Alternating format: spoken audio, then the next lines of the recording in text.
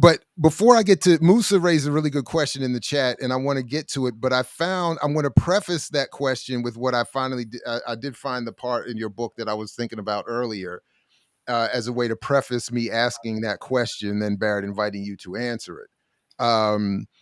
You write here in your criticism of journalism, which is on point and at times hilarious, because I do think, I mean, I should say, if I haven't again already, I think I like the way your book is written. But you say here, there's nothing about being a journalist or anything else for that matter that entails automatic knowledge of what is and isn't established in the public record, or of what theories have and have not been seriously addressed in the serious outlets. That to me, before I even move on, is a super bar. And I've been debating and arguing with folks about this for a long time. There's this idea that, journalists really feel like they've done something when they've put together a few bits of research to write a story. But anyway, this is why The Economist ran a short piece on the 50th anniversary of the JFK assassination, asserting that the book Case Closed had painstakingly debunked the various alternative theories, only to have a professor of history at the University of Arizona send them a quote from The Economist's own 1993 review of the book, castigating its author, Gerald Posner, for, quote, smugly slanting every piece of disputed evidence in favor of the lone assassin theory, and concluding that it no more closes the case than many volumes inspired by conspiracy theories over the past 30 years. How, the mediocre journalist will ask, could operations of massive significance be kept secret for so many years? The answer is that they do not have to be kept secret. They need merely be prevented from reaching whatever threshold of attention and certainty that would cause the project to fail.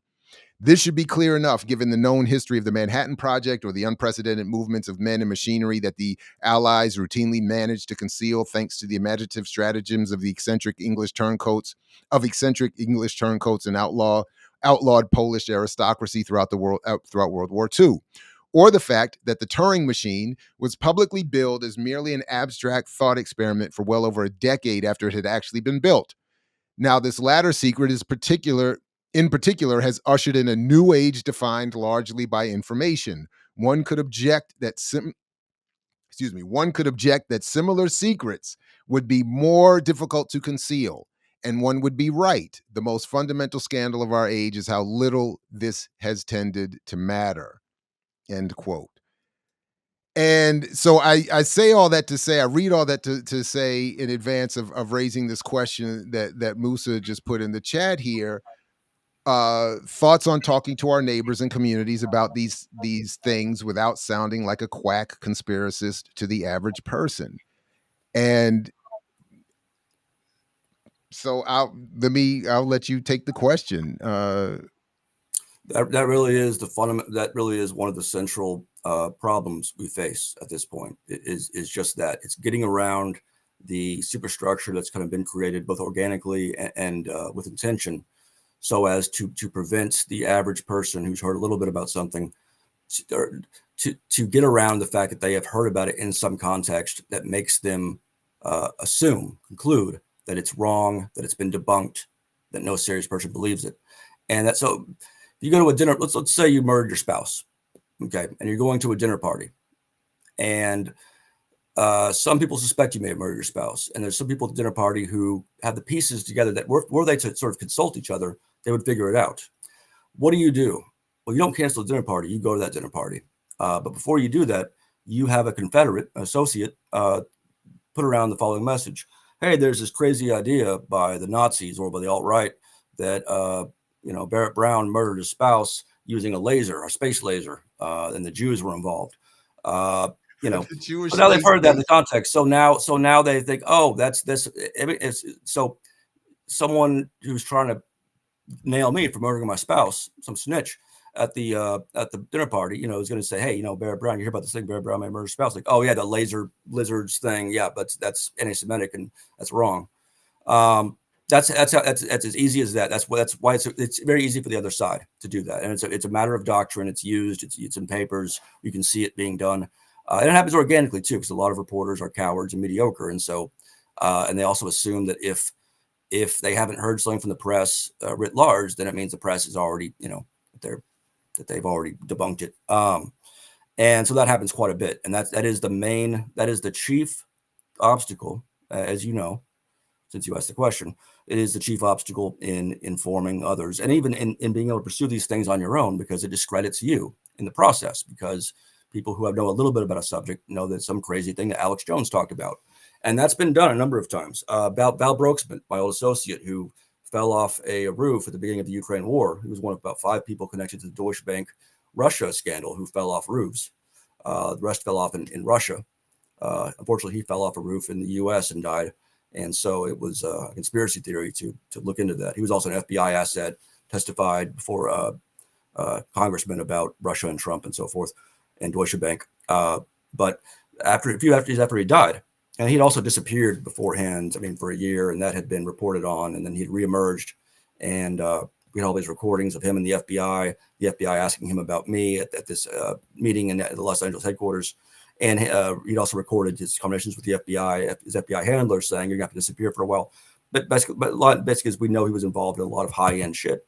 And also with Fusion GPS, the firm that was involved with the Steele dossier, they got tricked by the Russians and 5 other intelligence services. It just goes on and on. Anyway, so this guy, a couple of days later, an article comes out in Vice saying, there's now conspiracy theories about Val Brokesman's death. And they cite some obscure website forum that no one's ever heard of, where someone, presumably a conservative, says, Val Brokesman, was he killed by somebody? And that was it. No actual inquiry into what Val Brokesman was involved with, what those of us who had worked with him had previously put out regarding his activities, what he himself had put out, what even mainstream journalists had said about Val Brokesman. They'd acknowledged in the New York Times 2 years prior, an article by David Enrich, that he was involved with 6 different intelligence agencies at different points in the past few years. He had been running all these different operations for and against different outlets. His father had been found dead of a suicide over his work on Deutsche Bank in Russia and so forth. So the answer to your question is it's hard.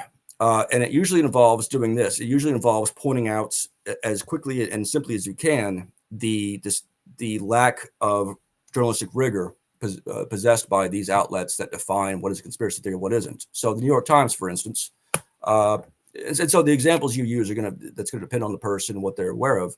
One example is back in 2012, the New York Times wrote that it was only conspiracy theorists that were asking if the FBI had overseen the hack on Stratfor. Conspiracy theorists were wondering why the FBI didn't stop the hack and so forth. And then this writer, Nicole Perlman, who's no longer with them, thank God, writes, well, the FBI explains it this way. Well, blah, blah. Now, at that point, it was already public knowledge. It was already documented and bragged about, but the FBI had already bragged about the fact that they had run this operation. Flash forward to last year, my book comes out. The New York Times runs a review of it, and they acknowledge in the course of the review, yes, the FBI ran this Stratfor operation that Barrett Brown got caught up in. So you find a couple of examples of these, and you just point out, look, the people who are citing this conspiracy theory, they don't know what they're talking about at best. Sometimes they're themselves, they have a reason to push a certain thing. Or you point to the Atlantic. The Atlantic back in 2014 runs this article by this terrible woman about conspiracy theories. And conspiracy theories are big these days. Among the conspiracy theories, I'll cite examples. One of them is, Elvis sightings. And the other is that there might be an upcoming American Civil War, which isn't even a conspiracy theory, just like a thing one might think. Anyway, a few years later, the Atlantic runs a cover story saying America is in the middle of a civil war. And that person who wrote that first article, she's now an editor there, and she gives talks on conspiracy theories. So you can point to, I guess to if you'll allow me to be self-indulgent, I guess direct them to my article from Byline that I wrote a couple of years ago, Russiagate and Beyond, how the conspiracy theory concept is weak in journalism. It's full of examples like that.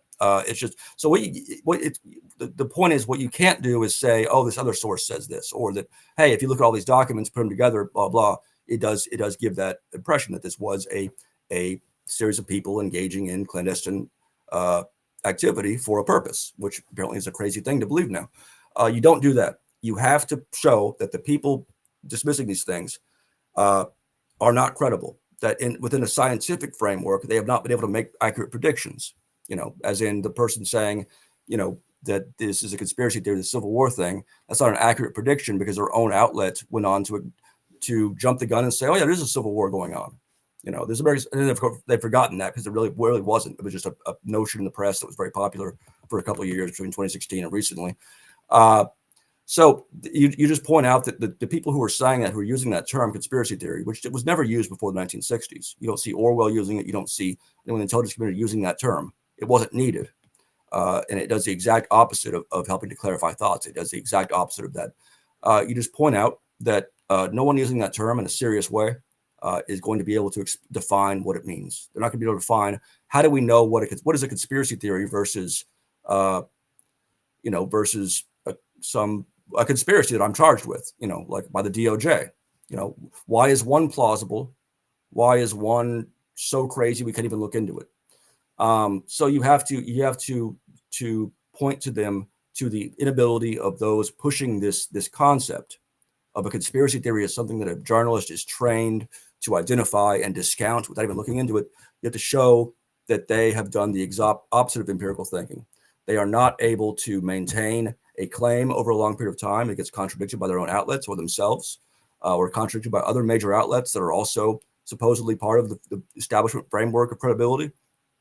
That they're all full of nonsense, that they're contradict each other, and that the people who have been predicting, for instance, the involvement of particular individuals or companies, and who have been warning that these companies have been caught doing something, they'll do them again writ large later on, that they have been right. So basically tell them Barrett Brown's been right about all this. He should be king of everything. The New York Times should be disregarded. It's unless you read this, it's a crossword puzzle or something. And start reading Whitney Webb, Barrett Brown, this Boltzmann Booty. I mean, the parapolitics people. Start looking at people who are able to consistently put forth a narrative that they can cite documents towards, and wherein they're willing to engage with critics on the specifics, just like you would in politics or science or a doctor or anything else. If you've got a doctor you're going to, and he's like, "Hey, you're never gonna get you're never gonna need a hysterectomy," and then you need a hysterectomy 2 years later. Well, heck, it looks like that might not be a great doctor. Apply that same diligence to your reporters, your editors, your commentators, your politicians. And then, when you've concluded that I'm right and they're wrong, then, start training, to join a militia down the line, if that's how we do this thing. I mean, just prepare. Yeah. Just so that's, yeah, just show them the actual history of these people who are saying it's conspiracy theory, and show them how, or if you can, this is the best thing, challenge a person. If you're able to challenge one of these people who assert these things, and ask them, hey, does this sound like a conspiracy theory? Let's say, would the U.S. government poison its own people? Would it drop chemical weapons on a U.S. city? They're like, no, that's crazy talk. Alex Jones said that. Then point them to the Wikipedia page, because Wikipedia it's very geared against, it's very much a tool of the pseudo skeptical center left, and point to these operations that were already done years and years ago in several different cities where they did drop chemical weapons to test wind patterns and effects and so forth. Ask them if they think that the U.S. government would infect black men with syphilis, and then not tell them. I mean, obviously, one of the great things with the black community is there's a lot of these things that they understand, because they have to, regarding what the U.S. government has done and will do. So oftentimes the problem is going to be the white centrist who doesn't have Well, experience. but You that's know, where I was going to go too, though. Is that those with a lot of experience with conspiracies legitly waged against them are can also be encouraged and induced to accept anything or dismiss anything as a conspiracy. True. And we have a little bit of I think a problem with that going on right now. I also have not found a good solution to it, but I keep asking people just to be honest about what with themselves, if not with me, what you actually do and don't know about a certain topic. And if I can get people to consider for a moment that you've done no study and you've read no books or articles on this, you spent not much time investigating this particular topic or its history, it sometimes works that they can become a little more open to critically thinking differently about some things.